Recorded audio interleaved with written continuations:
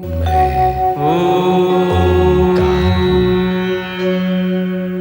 प्राणी के प्राणों में जब तक स्नेह, सम्मान और सद्भावना की ज्योति प्रज्वलित रहे, तब तक मैं वीणा की मधुर झंकार हूं।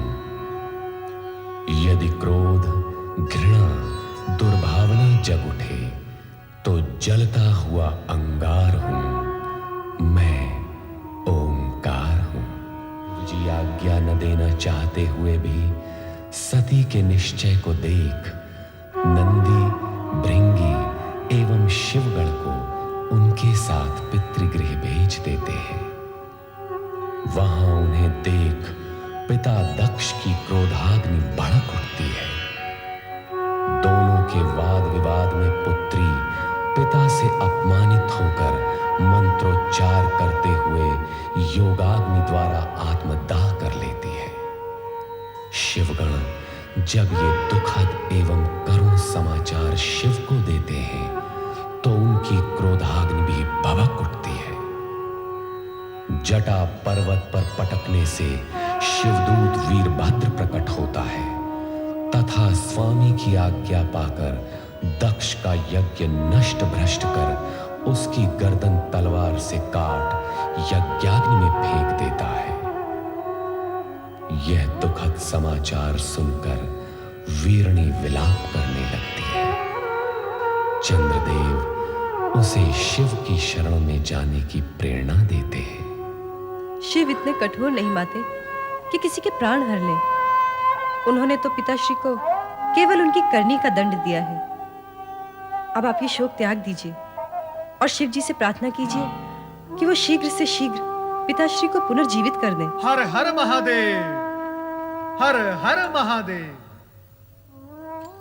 भावज्वीरणी, महादेव तो करुणा के सागर हैं। उनकी जो सच्चे मन से प्रार्थना करता है, उसे सब इच्छित मिल जाता है। प्रणाम देवर्षि। प्रणाम देवर्षि। देवर जी, उस दिन आपने कहा था आप कभी इस महल में चरण नहीं रखेंगे, किंतु आज आप मुझे सांत्वना देने यहाँ आए हैं अपना प्रण तोड़कर। नारायण नारायण। नारद अपना कर्तव्य कभी नहीं भूलता भावज्वीरणी, चाहे फिर उसके लिए उसे अपना प्राण ही क्यों न तोड़ना पड़े। विश्वास रखो भावज, आपका सुहाग अखंड है और अखंड ही रहेगा। भ्राता दक्ष का धड़ यद्यपि निश्चेष्ट होकर यज्ञ भूमि में पड़ा है, फिर भी उसमें प्राण शेष है। और जैसे ही शिवजी की कृपा होगी, भ्राता दक्ष पुनर्जीवित होकर उठ बैठेंगे।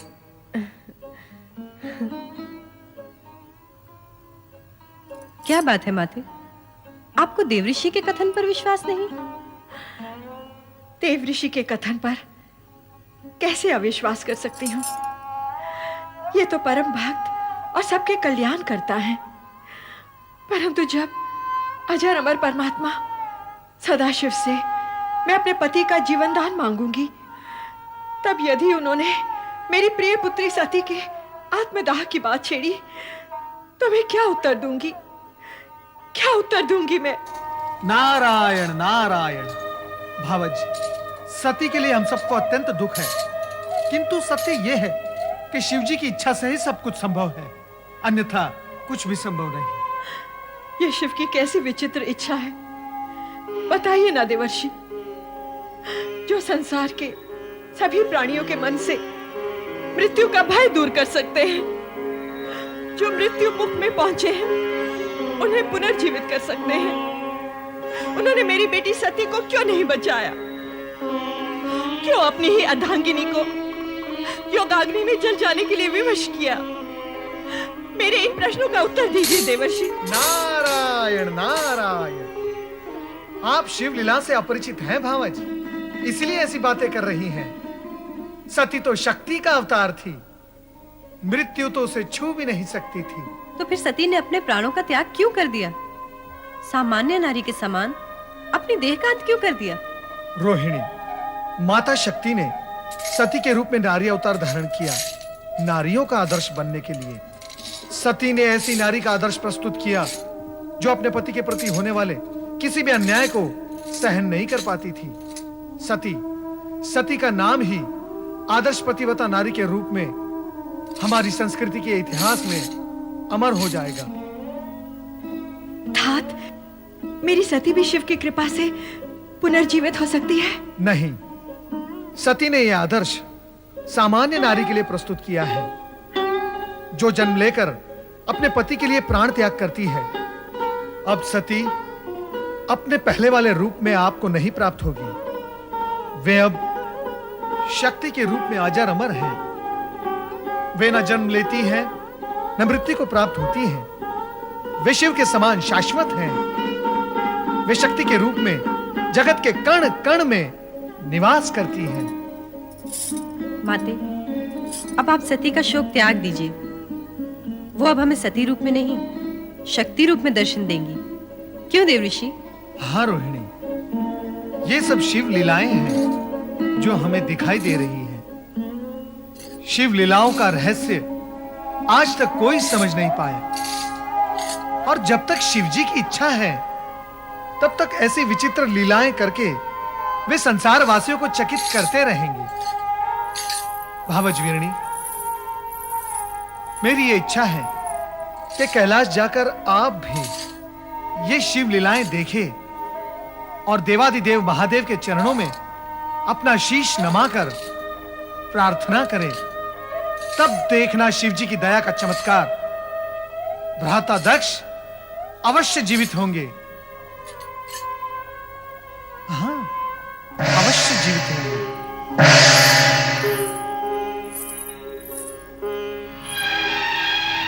अवश्य जीवित होंगे। अवश्य जीवित होंगे। अवश्य जीवित होंगे। अवश्य जीवित होंगे। अवश्य जीवित होंगे।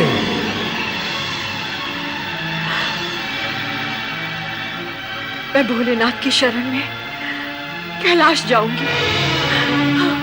जय महारुद्र। है महाबलयंकर, आपकी आज्ञा के अनुसार दुष्ट दक्ष का अंत कर दिया और उसके सर को काटकर यज्ञ कुंड में स्वाहा कर दिया। वीरभद्र, तुम मेरी आज्ञा का पालन कर धन्यवाद के पात्र हो गए हो। सभी गणों में सर्वश्रेष्ठ हो, यशस्वी भवा। जय महारुद्र।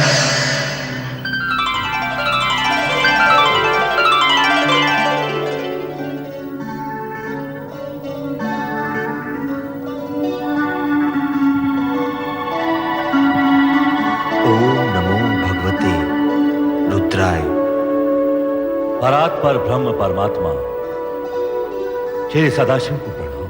करुणा सागर भक्त वत्सल भगवान शिव शंकर को वंदन। हे चराचरपति सम्राट शिव शंकर, कृपा सागर, मैं वो दुर्भाग्यशाली स्त्री हूं जिसने एक हाथ से अपनी पुत्री सती को खो दिया है और अब दूसरे हाथ से उस पति को खोने जा रही हूं जिसका सिर विहीन शरीर तड़पता देखकर मुझ पर हर पल मृत्यु का पल होकर टूटता है। ये जानते हुए कि जो भी हुआ है उसके उत्तरदायी मेरे पति ही है। मुझे ये कहने का अधिकार नहीं कि मेरे पति को उन कष्टों से मुक्त कर दो और जीवन दान दो, किंतु इतना अवश्य कहूंगी कि उनके कष्टों का अंत कर दो। उनके कष्टों का अंत कर दो। उनके कष्टों का अंत कर दो। उनके कष्टों का अंत कर दो। उनके कष्टों का अंत कर दो। उनके कष्टों का अंत। हे सदाशिव, कष्ट का अंत आप कैसे करेंगे ये तो आप ही को ज्ञात होगा, किंतु मैं आपसे ये प्रार्थना अवश्य करूंगा कि दक्ष को जीवन दान मिले और अपूर्ण यज्ञ संपूर्ण हो सके। दक्ष से मेरा कोई बैर नहीं श्री हरि। जो हुआ, जो हो रहा है और जो होगा विधाता के संकेत के बिना असंभव है। अस्तु, आप सबकी इच्छा का सम्मान करते हुए मैं दक्ष को अवश्य जीवन दान दूंगा, अवश्य। पति की मृत्यु से पीड़ित और आहत वीरणी पत्नी की मृत्यु से पीड़ित और आहत शिव की शरण में आकर अपने सुहाग की याचना करती है। लोक कल्याणकारी शिव उसे अभयदान देते हैं और वीरणी के सुहाग की रक्षा हेतु यज्ञशाला में पहुंचते हैं। स्वामी, स्वामी,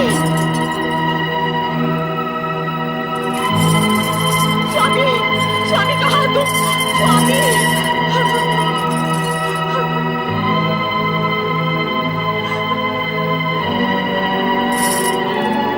स्वामी ये क्या हो गया? ये क्या हो गया स्वामी? स्वामी,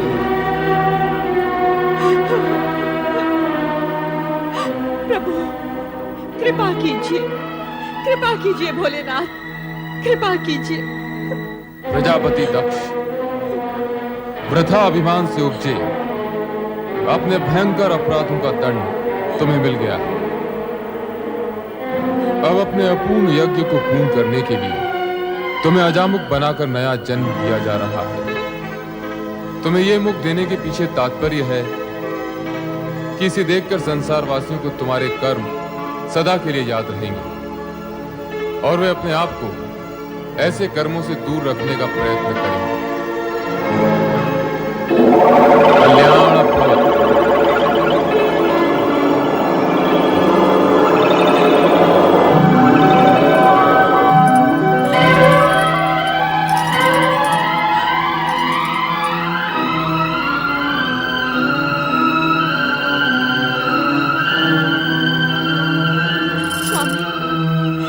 स्वामी आपको जीवन दान मिल गया, मेरा जीवन धन्य हो गया।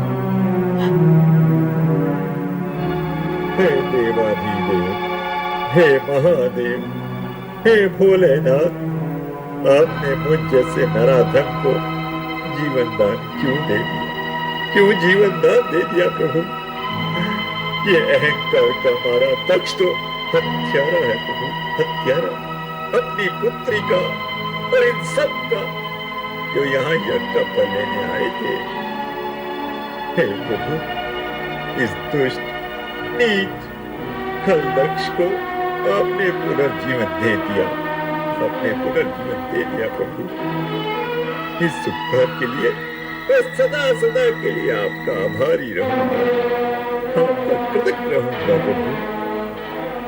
दक्ष प्रजापति, मैंने तुम्हें यज्ञ का संपूर्ण फल दिया, अब आप यज्ञ पूर्ण कीजिए।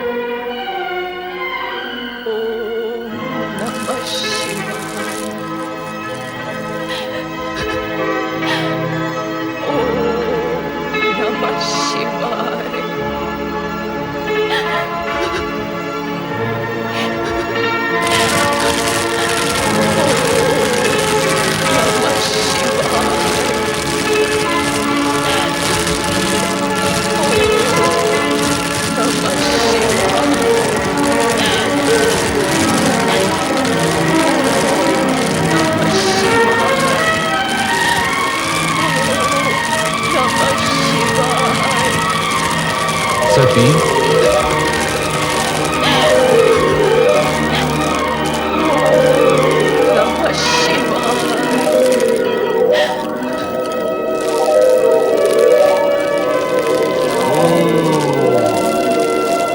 देवी सती सदा शिव का धाम जीवन भगवान शिव शंकर सत्य को स्वीकार करने सभी को पूर्ण विश्वास दिलाए कि माता सती स्त्री से मुक्त हो चुकी है। अब जो भी शेष रह गया वो है उनके होने का भ्रम, मात्र भ्रम। सती, सती, सती, सती, मैं तुम्हें इतनी देर से पुकार रहा हूं, फिर भी तुम मौन क्यों हो? मेरी पुकार को नकार क्यों रही हो प्रिय? तुम्हें तो तुम्हारा ये पति अत्यधिक प्रिय है ना? तुम्हारा आराध्य इष्ट सभी कुछ है ना? मेरे नेत्र के इंगत मात्र से तुम मेरे हृदय की भाषा समझ लेती हो, किंतु आज ऐसे मीठे स्वप्नों में खोई हुई हो कि मेरा आर्तनाद भी तुम्हें सुनाई नहीं दे रहा है। हंस रही हो तुम? इतनी महान भूल करने के बाद भी हंस रही हो? तुम्हें कितना समझाया, वर्जना भी दी कि बिना आमंत्रण कहीं जाना अशोभनीय और असम्मानजनक होता है, विशेष रूप से वहां जहां तुम्हारे पति के विरोधी हों, उन्हें अपमानित करने का अवसर खोजते रहते हो। किंतु तुम्हारा क्रियाहट मेरी बात पर भारी पड़ गया। तुम दक्ष यज्ञ में चली गई और स्वामी, आश्चर्यचकित न होइए स्वामी।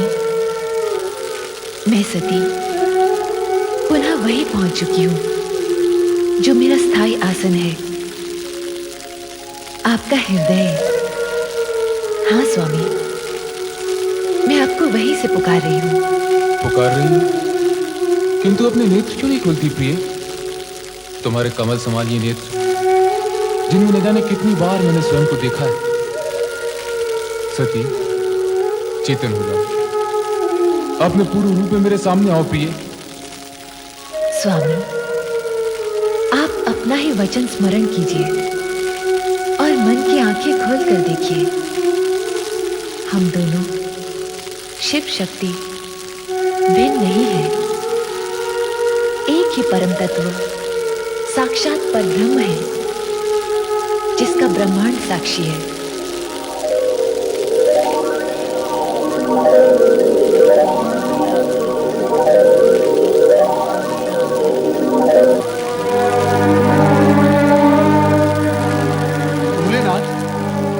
भोलेनाथ, नारद का प्रणाम स्वीकार हो। मंगल हो। प्रभु, आप कहाँ जा रहे हैं? देवी सती हमसे रुष्ट हो गई है। भोलेनाथ, आप ये कैसी बातें कर रहे हैं? क्यों? क्या सदा पत्नी को ही पति का साथ देना चाहिए, पति को नहीं? हम अपनी रुष्ट प्रिया का साथ कभी नहीं छोड़ेंगे।